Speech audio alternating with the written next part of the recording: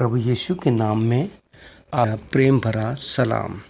Shalom, वो शांति सब किसी आपके जीवन में प्रभु यीशु के आगमन तक बराबर बने रहे।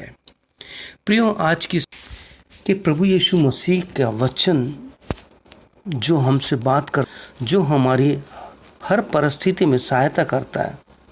जब डर लगता है तो कहता है डरो मत, मैं तुम्हारे साथ हूँ। जब अशांत मन होता है तो कहता है तुम्हें मैं अपनी शांति दूंगा। जब कमज़ोर होते हैं तो कहता है ये भाई बहनों, इस समय संसार और मेरा देश भारत जिस परिस्थिति का सामना कर रहा है, हम सब इस बात को अपनी आंखों के सामने देख रहे हैं। इंसान डरा हुआ है और क्या हो रहा है इस समय दुनिया में, विशेष मेरे देश भारत में, मर रहे हैं। अपनी आंखों के दो अपने प्रियजनों को तड़प तड़प कर मरते देख रहे हैं। लेकिन आज आपके विश्वास को बढ़ाने के लिए जब मैं प्रार्थना कर रहा था तो ये वचन मेरे सामने आया। हमने पढ़ा है कि प्रभु यीशु ने कहा है हमारा विश्वास राई के दाने के बराबर होना चाहिए।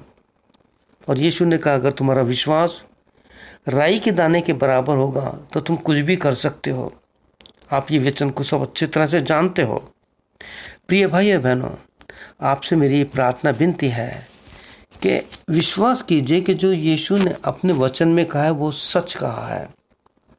प्रभु यीशु मसीह वचन है, प्रभु यीशु मसीह पवित्र आत्मा है। Is all in one.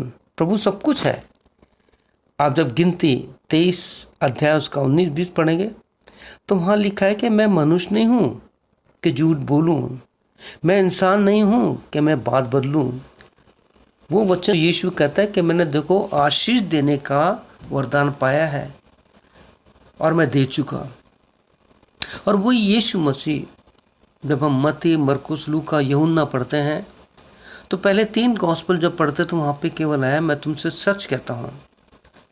अब जब यूहन्ना का वचन पढ़ते हैं तो वहाँ पे प्रभु यीशु मसीह अपनी सच्चाई को, अपनी सामर्थ को इस रूप में बताता है कि मैं तुमसे सच सच कहता हूँ, सच सच कहता हूँ। तो इस बात को पकड़ लीजिए और अपने जीवन में उस राई के दाने के विश्वास को इस्तेमाल कीजिए। कैसे? आप अपने जीवन में इस बात को जानिए कि अक्सर लोग कहते हैं faith can shake the mountain, यानी विश्वास जो है पहाड़ को भी हिला सकता है, हटा सकता है। तो प्रिय भाई ने क्यों कहा प्रभु यीशु ने, हम क्या कर सकते हैं इस वचन के अनुसार? विश्वास, फेथ किस पर? यीशु पर, उसके वचन पर, उसकी मृत्युंजय की सामर्थ पर। उसके जी उठने से विश्वास जी उठा। तो प्रिय भाई बहनों, क्या हमारे प्रभु यीशु से जो हमारा जीवित परमेश्वर है कोई काम कठिन है? जब परमेश्वर के वचन में आया है कि राई के दाने के बराबर, तुम कहोगे पहाड़ से हट जा तो हट जाएगा, इस पेड़ से कहोगे तो हट जाएगा। बहुत सी चीज़ें हैं। तो आज के इस डिवोशन में मैं आपसे एक बात कहना चाहता हूँ प्रिय भाई बहनों, ये मेरा व्यक्तिगत अनुभव है। हमें अपने जीवन में उन विषयों के लिए प्रार्थना करनी है जो दुनिया में कोई नहीं कर सकता। जब इंसान हार जाता है, जैसे आपके शहर में, आपकी कलीसिया में, आपके परिवार में आपने देखा होगा जब सारी चीज़ें इंसान हार चुका था। मरकुस 5 में आप पढ़ेंगे, मत्ती में पढ़ेंगे किस प्रकार से जब उस 12 वर्ष से लहू बहता था, जब तक उसका संसार की सारी चीज़ों पर विश्वास था कुछ नहीं हुआ। लेकिन जब उसका सब कुछ खत्म हो गया, उसने कहा अब तो जीवन खत्म हो गया, क्यों ना आखिरी में यीशु को परख लूँ। और उसने कहा अगर मैं उसके वस्त्र का छू लूँगी तो ठीक हो जाऊँगी। और ये विश्वास उसको उसी समय ठीक हो गया था। लेकिन प्रैक्टिकल करना ज़रूरी था, उसको हाथ बढ़ाना ज़रूरी था। तो प्रिय भाई बहनों, जब I the book of Jeremiah chapter 32 and 26 and 27 पढ़ेंगे, यिर्मयाह 32, 26, 27, तो वहाँ लिखा है I am the God of all flesh, मैं तो सब प्राणियों का परमेश्वर हूँ।